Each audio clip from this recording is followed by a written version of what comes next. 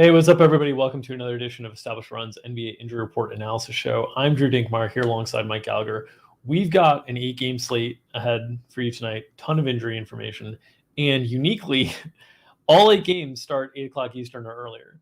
So if you are the hashtag East Coast Dads version, shout out to late round QB, JJ Zacharyson, who's launched his own site as well. Big ups to him. Hope for the best. He's awesome, does great football content, but he's got the hashtag East Coast Dads stuff running every Monday night football game and whatnot. If you are an East Coast dad, it's a good night for NBA basketball. You'll be in bed by 10:30, 10:45. All the games should be wrapped up.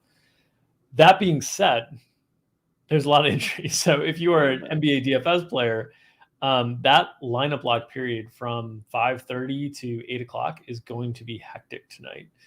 So, Mike, are you ready? Are you rested after a weekend of playoff football and more NBA shenanigans? No, I need a nap. I'll be taking a nap shortly after this. Yeah, man. I mean, massive. We didn't get Blazers yet. I think they might have somebody added to their report.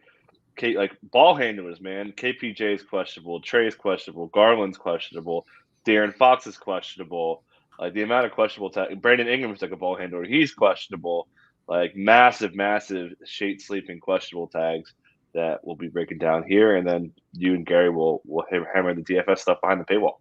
Yeah. So let's start with Philadelphia because I think that's the biggest spot. Joel Embiid had played 21 consecutive games. That was just too many. So rest night for Joel. Not back-to-back, by the way. Yeah, not a back-to-back. Look. Here he goes. My comments are often like tongue-in-cheek, jokingly critical of Joel just because the universe seems to think he's like way better than Jokic, which is insane to me.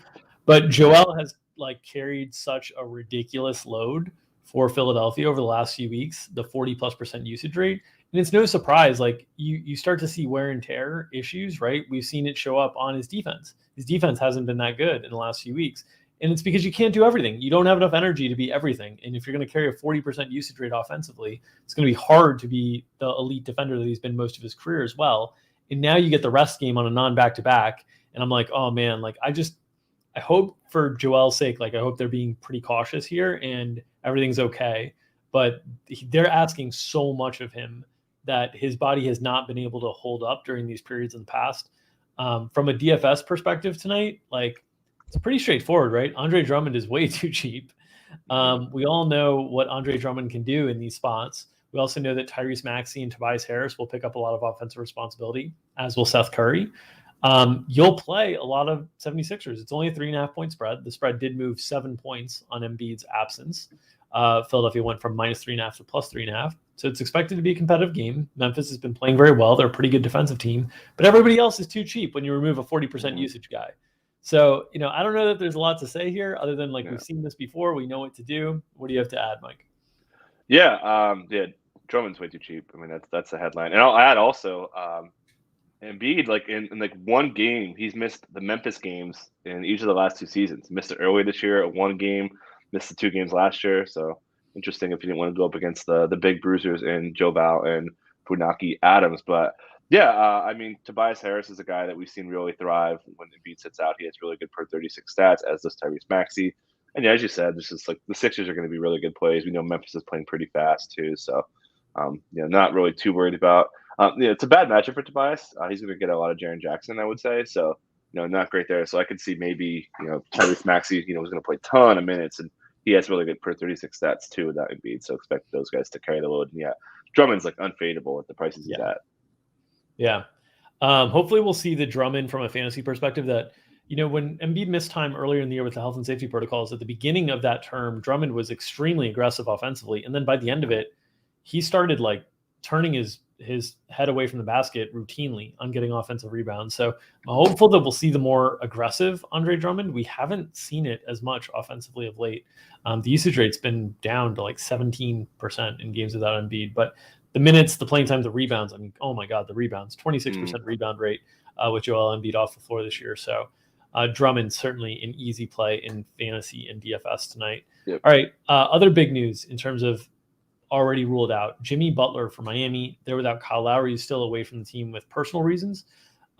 So, going into a matchup with the Celtics here, I 10 minutes before the Jimmy news posted in our Slack and was like, Heat getting 4.5 in Boston. And then Jimmy was ruled out shortly thereafter. So the Heat, we're now projecting, I believe, just like an 8-man rotation, really tight, because they're without a lot of guys. It's a lot of secondary guys that you might not have considered when you're thinking about who the Heat could be without. But like, they've been without Markieff Morris and KZ Okpala for a while. Obviously, Victor Oladipo has been out all season. They've been out with Kyle and now Jimmy, and then PJ Tucker got ruled out as well. And Omer Yurtseven's in health and safety protocols. So the big man depth is really, really lacking for Miami now. It's basically Bam Adebayo, Dwayne Dedmon, and not a lot else. If you look at even fours on the team, right? So you're going to see a lot of Caleb Martin, probably a whole lot of Caleb Martin. You're going to see a lot of guards. You're probably going to see Duncan Robinson play some minutes at the 4-3 just because of his size, his length. You'll see a lot of Strus and Gabe Vincent and Tyler Hero. They will make up for what they don't have in front court depth with playing a lot of their wings over and over again. You can kind of get away with that against Boston. They don't have too many like really big lineups that punish you. They are bigger lineups, but they don't really, they don't like post up and take advantage. They still play a lot of kind of perimeter oriented basketball with drives and cuts. So how are we looking at Miami tonight? Do you think they run this like 8-man rotation? Do you think things are really tight there? Maybe we see a little bit of Udonis in the mix there. Makes sense in the spot. Wouldn't be surprised if he gets decent minutes. But, it should be real tight. Caleb Martin's going to play a ton of minutes. He'll be picking up a lot of defensive responsibilities. Would probably expect him to guard probably Tatum. Things certainly change here. Losing the two guys, like we went from going, Jimmy Butler and PJ guarding Jalen and Jason Tatum, and now you lose them both. So now it goes from like a bad matchup, horrible matchup, you would say, to like a good one here. So those guys should take advantage. Boston's playing great. Number 2 defense this month. They've been playing really well in the half court.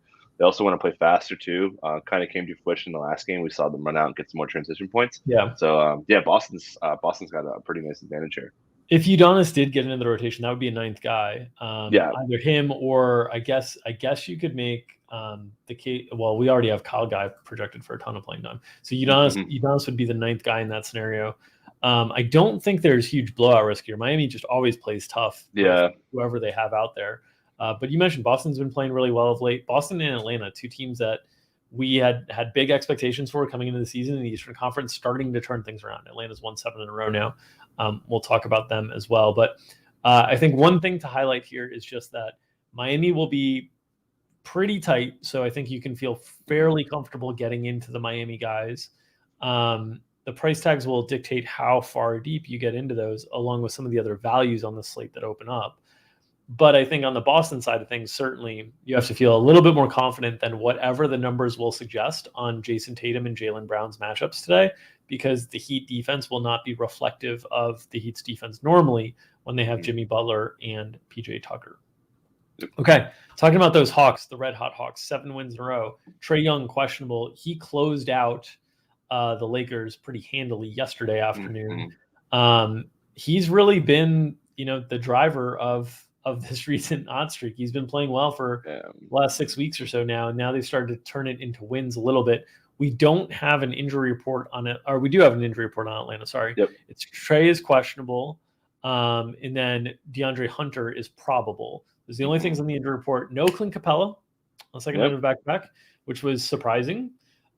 He has been on some sort of minutes limit. We've seen Okongwu eating into that quite a bit. What are your expectations if Trae is out? Bogdanovich got up to 27 yesterday, so it looks like, once again, the Nate McMillan minutes limits are a little bit sketchy in terms of what those minutes limits are.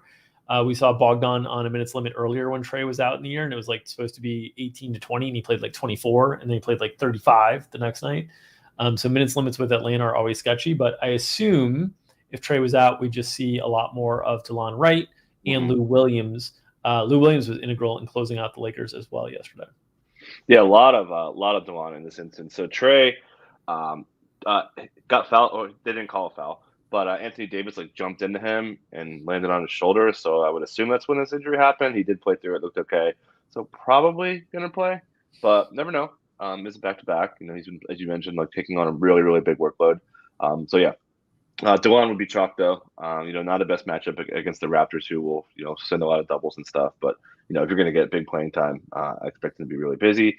Obviously, the high usage going to other guys too. I like this actually matchup for John Collins against kind of smallerish fours. Obviously, they're kind of small in the front court overall relative to normal, and then they're bigger in the backcourt. So I think this is a spot John Collins can really attack, especially if more usage is there. We know that John Collins loses efficiency without Trey, but his usage does go up. So Yep. He would be someone to possibly have a bigger ceiling. And you mentioned the Capella stuff. Yeah, it's almost like just because Okongwu's been balling. The second unit that the Hawks have been playing, they are routinely going on runs, and McMillan kind of runs them out there for longer. So, it's coming close to not a 50-50, but, it's almost like a 60-40 split most nights, even with Capella being pretty healthy. And as you mentioned, like not being on injury report is a pretty good sign that he's healthy. Yeah, and that just might be the thing going forward. You saw Capella yesterday minus 11 in his 24 minutes, Okongwu plus 15 in his 22. I think they'll also be more likely to cut out some of those. I mean, in this matchup, they might be able to do it, but cut out a little bit more of those Gallinari at the 5 minutes. Like, I always thought those were totally useless for them. I just think they should have always been having Capella, Okongwu, and Collins at the 5, and use Collins more in the 5, but we'll see how that impacts things. Certainly, if Trey's out, they'll have to fill a lot of usage, and I think that could impact how they go about choosing the starting lineup alongside. Depending on Bogdanovich's health situation, it might make more sense to have Bogdanovic in that starting lineup over Herter if Trey was unable to go, to get a little bit more shot creation, and then Herter in the second unit with Lou, and have a little bit more balance to those two units. So you could see something like that as well. Small shift wouldn't change minutes projections very much, I don't think, but you could see something like that too. I think obviously Capella, Collins, Hunter are locked in as starters. I don't think there would be any movement there. Yep. Okay. In terms of other questionables on this slate, we've got plenty more. Darius Garland, another lead ball handler, as you alluded to, second night of back-to-back. Embarrassing loss in Detroit yesterday after opening up the game 15-0. Looked like they were on pace to blow this thing out. Embarrassing loss for us as Dean Wade went 4 for 5 from 3. We went triple dip on Dean Wade under props yesterday, and he just shot us right out of the gym. So tough scenes all around for everybody investing in and around Cleveland. Darius Garland questionable tonight. What are your thoughts on his likelihood of availability, and who benefits most? I would assume Rajon Rondo goes into a really big role if we don't see Garland tonight. Yeah, listed with a back injury. Don't know when this happened. So yeah, we'll see. Probably game time or something. But back to back, he's been taking on a huge role, both with minutes and ball handling. So maybe they sit him down, as you mentioned. Rajon Rondo would be picking up a lot of playing time. Does not have a formal minutes cap according to Bickerstaff last week, so he could really get up there. We know that they're going to probably play Goodwin as the backup. Maybe a little bit of overlap, but highly doubt it. Also, a little bit more a Coral ball handling, I think, could be a thing. We'll see how he plays. He also got dinged up yesterday too, not an injury report. So something to keep an eye on there. And then also, Jared Allen will be affected actually in kind of a sneaky way, because the Garland Allen pick and roll stuff is really good. And you see the splits with Allen on and off the court. It's like night and day. Yeah, I do think Rondo is better prepared to take advantage of that stuff than Rubio was, just because Rondo is a little bit better at throwing lobs and a little bit better at kind of looking for that. I think Rubio is a little bit better of an offensive organizer just generally, but I think pick and roll stuff, Rondo is actually still pretty adept at. The thing is, though, the lobs might not be there as frequently because, the coverages against Rondo are just going to be more conservative in terms of leaning back towards the rim and letting Rondo beat you in the mid-range. So I do think Rondo, I would guess, I'm trying to think through, I'd probably suggest a Rondo at like 30 minutes if he was the starter, maybe 28. I don't think you'd get into the high 30s because I think Goodwin is just as good as Rondo, honestly, and could chop into that. And then I think the big winners, honestly, Rondo would be the big winner, but the next big winners, honestly, I think are the secondary wing plays, because I don't think you get any Rondo. I don't think you get any Rondo Goodwin overlap. I think they'd stick with more of Okoro, Lamar Stevens, Jetty, Dean Wade, those types of guys, instead of, I think they were like trying to find minutes for Rondo. And so to do that, they had to give him some overlap with Garland. They wouldn't need to try to find minutes for Rondo if Garland was out. I don't think they'd make that same concession for Goodwin, and I don't think they'd need to, because I don't think Rondo can carry the same load as Garland. So yeah. Okay. On to the Clippers. Batum and Zubats, both questionable. The Clippers, 5th game in 7 days. We don't get a lot of these in the NBA these days. They've made a concerted effort over the last few years to tone down the schedule and have fewer 5 and 7 periods. But the Clippers are amidst one, a road 5 and 7, tough spot tonight to show up. And if they are without Zubats, things do get pretty interesting in the front court, just given that, they have Hartenstein, who's been so effective on a permanent basis, but they also have Serge Ibaka, who I know from a veteran standpoint, Ty Lue has talked about wanting to try to get him minutes, but understanding that this is the thing that they have. It's a 3-man center rotation. They're trying to manage his health.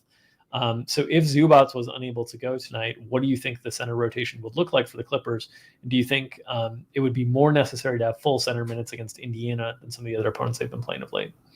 Batum too. I can't believe he played in that back-to-back last week. That is stunning to me. And now he's listed with a back injury again.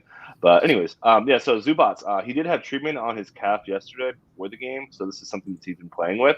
So probably sits. I don't feel confident in that, but as you mentioned, Hartenstein would be really, really good, and his chemistry with some of the other. So Tyler's consistency and sticking with the second unit for longer stints, makes me think that they'd probably start Ibaka, because we've seen Lou say multiple times he likes Kennard, Hartenstein, Bledsoe. Kennard, Hartenstein was the key group early in the season, and then it's kind of become Kennard, Hartenstein, and Bledsoe of late. Yeah, Bledsoe's been playing pretty decent basketball lately. I still would say Hartenstein would get pretty good minutes. Obviously, Ibaka is barely cracking the rotation here as he gets more legs under him. So probably 27, 21, something like that. Hartenstein in favor of Hartenstein. Yeah, I think so. But do you think it's a full 48 at the center spot? If Batum doesn't play, I don't think they would want to go with Morris in that spot. And Morris might sit. You never know with the Clippers. Yeah, they did that before. What was it, a month and a half ago? He was on an injury report and then wasn't starting. We're like, what's going on? And he's only available in case of emergency. So that's exactly what's happening right here with guys out. And we were like, oh no, they kind of need Morris here, and they didn't play him. So they've got depth. They got Brandon Boston. They got Jay Scrubb. They've got guys that Justice Winslow's actually playing pretty well lately. Yep. So they certainly don't need Morris here at all. Yeah. Okay. Keeping with the Q tags, let's go to across the slate there on Indiana side. Goga Batadze, O'Shea Brissett. A little bit of front court depth issues with the questionable tags here. Obviously, they're without Miles Turner for a long time. So, Sabonis came back over the weekend, looked really good in his games over the weekend. Would expect another heavy workload from Sabonis. But what are your thoughts on Goga and O'Shea Brissett's availability tonight? I definitely think Goga's probably going to sit. I don't think they need him. His injury is legit. I'm not sure what's up with O'Shea, but they don't necessarily need him either. They can run Isaiah Jackson for the non-boner minutes, and then go a little bit smaller with more of Holiday as a straight 4-man. Obviously, they have Torrey Craig, who would soak up most of those minutes anyway. So you got a little bit more ceiling there if O'Shea can't play. Maybe a little bit more Jerry Lamb. They just kind of build smaller with those guys, but really the headline would be Holiday picking up he probably would actually get Reggie Jackson guarding him too. So Holiday with big minutes and potentially a good matchup could be somewhere to look if there are cheap players. But again, with all these guys questionable and out tonight, I'm sure there's no shortage of cheap players today. In terms of the studs that we're talking about, that Memphis-Philadelphia game, no Joel Embiid, we know. One stud, though, from a DFS perspective that has been incredible of late is John Morant. And a big part of that has been the absence of Tyus Jones, who is questionable tonight. We've seen Morant's minute ceiling really, really rise in the absence of Tyus Jones. Yeah. They're not super confident in the other ball handlers behind him. We've seen him get up to 36 to 40 pretty routinely in competitive game environments. You see the 34 here and the 20-point win against Washington. Do you think we see Tyus Jones back tonight? Yeah, based on the timeline here, so we saw Kyle Anderson return and come off the bench, and him and Tyus were on the same timeline. They both warmed up 2 games ago, not like a full-on warm-up, but they were cleared, right? So you would think that there's a really, really good chance Tyus comes back. So add that to taking a little bit of minute ceiling off him and the matchup. He's going to see Matisse Thybulle for sure, which is not like a death blow, but it's a subpar spot for Morant. Who's just smashing night after night, but not the most attractive spot with Tyus likely coming back, I should say. Sticking in the Western Conference, New Orleans has Brandon Ingram, Josh Hart, and Jonas Valanciunas, the trio, all questionable again. We've been doing this for a week and a half now, and it seems like every day we get a later and later rule out from one of their guys. So what do you think on the likelihood of seeing these three guys? Josh Hart has been in and out. Ingram and Joe Val we have not seen of late. Yeah, Josh Hart hurt his knee in this Boston game I have on the screen. Not confident that I feel like if we have a 75% threshold, if we drop that to like 65, I would want to lean out on Hart and Brandon Ingram. We saw Brandon Ingram go through shoot around, but that just seemed like BS to me. We talked about him monitoring and, not really going through practice. So I think it's pretty likely that Brandon Ingram sits. So we know that means Garrett Temple starts. And if Josh Hart doesn't play, that means we're looking at Nickeil Alexander-Walker starting and getting, not the worst matchup. He would see a lot of Isaac Okoro in the spot, which I think is fine. Devontae Graham also will get more ball handling. Herb Jones and his steal machine would get a little bit more run as well. And then also it's worth noting here against that big Cleveland front court, I wouldn't be surprised to see a decent amount of Jackson Hayes at the 4. Just to add, Valanciunas has been sick with this non-COVID illness.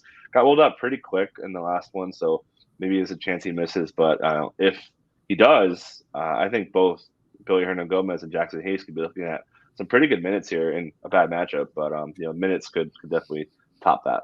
Yeah, they definitely don't have the type of traditional power forward size to throw at Mobley or Kevin Love in those spots when those guys are kind of rotating into the 4 spot. So you could see they've talked about wanting to, get more Jackson Hayes minutes. Generally, you could see them go that route tonight because you look at the other guys that they have to play those positions like Najee Marshall, Gary Clark. They're not big dudes. That's a really, really big height disadvantage that they'd be giving up there. So something to keep an eye on for sure. In terms of the rotations tonight. Sticking in the Western Conference with some of these teams that are towards the back end and outside of the playoffs looking in, De'Aaron Fox is questionable once again. This has been a tough road trip for Sacramento. Needless to say, you see a lot of L's have been piling up. Fox has been unable to play. We've seen Halliburton. Yeah, it's just a lot of L's, just a whole lot of L's on the road. It's like the Floyd Mayweather gif is like that's basically what they're doing right now. Yeah. So this is the last game of the road trip in New York tonight, across the street from me. Do you think we see De'Aaron Fox tonight? So yeah, Alvin Gentry said it's basically up to Fox. We saw earlier in the week they were like, "Oh, if it's a playoff game, he would play," which cue the jokes of Kings fans asking what's a playoff game. But so I think he's got a shot to play. It does make sense just to sit him out for the rest of the road trip, but if he does play, he's probably feeling pretty good. I don't think they would run him out there if they had any concerns. So it's a pretty good matchup here too. But as you mentioned, like Tyrese Halliburton's been insane. Last 4 games, 19.3 potential assists, cleaning up on touch time, 8 minutes of touch time per game. He's been true alpha status. Not quite efficient, overall scoring, but big matchup. If Fox hits, Halliburton could really smash in the spot.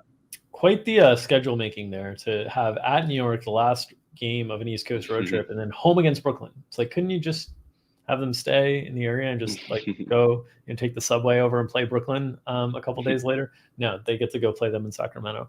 So yeah, Fox's status will certainly move the needle on things. Obviously, Tyrese Halliburton has been the main beneficiary there. Another ball handler in the Western Conference. I'll add more Buddy Hield and more Davion Mitchell as well. We'll expect decent minutes for those guys too. Yeah.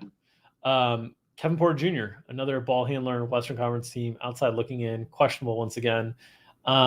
There has, this matchup against Golden State is probably going to limit the options that you'd pick on, especially on a slate where it seems like there's going to be a lot of value available. But generally in the past when Kevin Porter Jr. has been out, we've seen a big increased opportunity for, Jayshawn Tate, for Jalen Green, for Garrison Matthews, kind of all these backcourt guys, and then Tate with some of the ball handling stuff, Eric Gordon as well. Tough spot with the matchup against Golden State, so I'm not sure you'll necessarily really attack it, but what do you think the likelihood of seeing Kevin Porter Jr. play tonight is? Probably pretty decent chance. He's questionable, missed that Blazers game, and then he played the Spurs. So he only missed 1 game, so I think he's going to be got a pretty good chance to return. So that means close contact or whatever. So he could probably clear this. So I think he's got a pretty good chance to play here. Not like the worst matchup. He had a pretty decent game against the Warriors, and they're a little bit vulnerable on the outside. He would see a lot of Andrew Wiggins, but this is the quotes from Steven Silas talking about this guy, and I talk about on the show all the time. Like, his role is legit. his passing's he's been a very, very big part, like a focal point for the offense. And they really missed him in the first half. Their offense was a disaster. Didn't get it going in the second half a little bit. But Jalen Green, if KPJ does come back, lose a lot of ball handling. Obviously, you see Garrison Matthews go back to the bench. Eric Gordon's really lost his mojo on the stat sheet. He was, putting up some decent stats earlier, but they've really gone away from it. Christian Wood also popping up in some trade rumors. He would also be affected almost in a positive way, but bad matchup against Kevon Looney, who's been pretty good at limiting scoring centers. So yeah, that would be something to. And then you would obviously see some of these other guys go away, the Augustine minutes, the Christopher minutes, Armani Brooks, and then as we've been saying too, there's no Şengün Wood overlap right now. So it's a tough scene for Şengün. We pretty much have to wait for him to get traded or get hurt.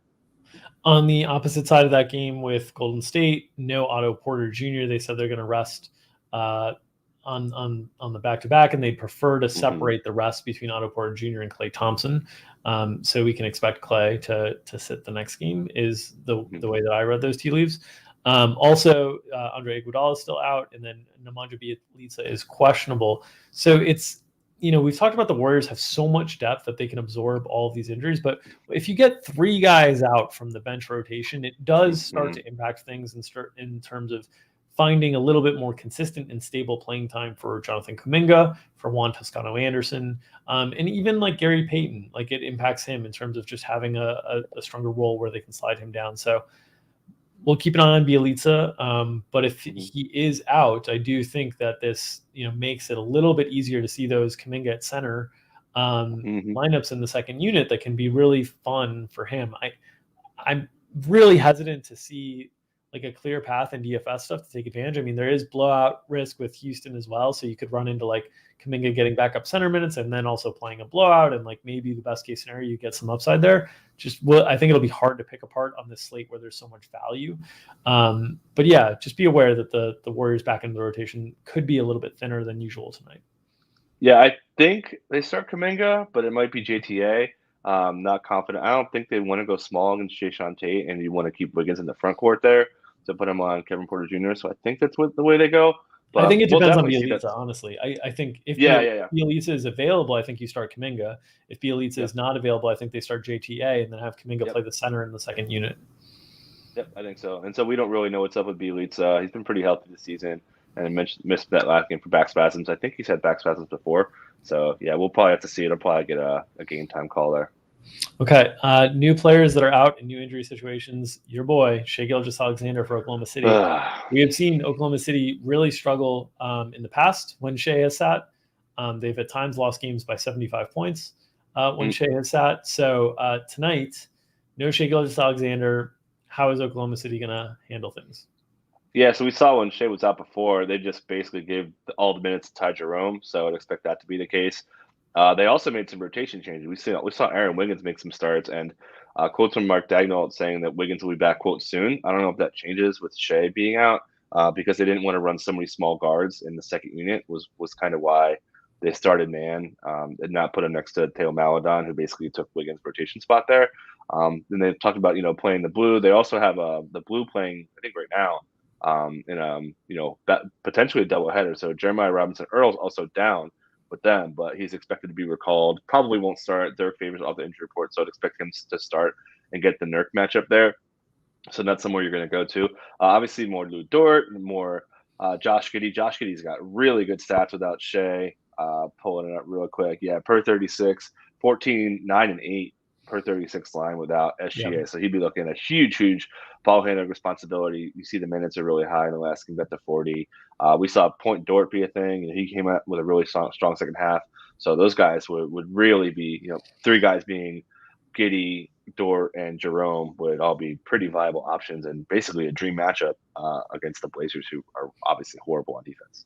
Yeah, definitely a spot you can pick apart some value. It'll be interesting to see how high a priority list the Oklahoma City guys come in, because it'll be very dependent on how, what other news hits during the slate that opens up a lot of value. And clearly we already have a ton with Andre Drummond, just like a free square on both sites, opening things up. So on the only other note we had was Zaire Williams is back for Memphis, gives him a little added wing depth. They're just healthier on the whole. So I don't think it's a huge deal. Kyle Anderson's back, and like they'll spread these minutes around on the wings. But any other news, injury news, or information that broke while we were on that we need to cover? No, I think CJ Ellaby is still out. So yeah, again, like pretty thin. The Blazers, they're playing him a lot of minutes. Really good matchup. I think this game should be pretty close. It's one game I'm pretty pumped about here. I mean, it's OKC. Why wouldn't you pumped about an OKC game? Shocking. Yeah, right. So yeah, I like the Blazers too. I think Simons goes ham. Matchups cover boy for me. I'm pretty pumped for that. But yeah, I think we covered pretty much the rest of it. Also, tilting, we didn't get Zaire Williams playing. I was so pumped about the edge we had on that bet over the weekend. Yeah, we had a couple unders on Saturday get wiped out by guys who weren't even on the injury report when we posted them. Zaire Williams and James Harden both. So the old DMP, return your bets. But yeah, so we've covered it for today. This week in particular, it's a lot of mid-sized slates. Every slate this week is between 6 and 9 games. Very, very nice to use internet lingo. So enjoy the slates with us here. We'll be back again 2:00 Eastern tomorrow, covering all of Tuesday's action. Myself and Gary Hartman will be behind the paywall today at 5:00 Eastern on Establish the Show. So if you've got your NBA DFS subscription at Establish Run, make sure to tune in. We will break down the slate from a DFS perspective, how to get contrarian, what to do with Andre Drummond in the very cheap price tag, and how to hopefully take down some tournaments. So for Mike, for myself, thank you for watching and tuning in. Make sure to hit the subscribe button on our YouTube page to make sure you get notifications whenever we go live, and like the video. Even hit the like button, smash it, whatever makes you feel good to help circulate this free content so we can keep providing it to you. Enjoy the NBA games tonight. We'll see you tomorrow at 2:00. Take care, everybody.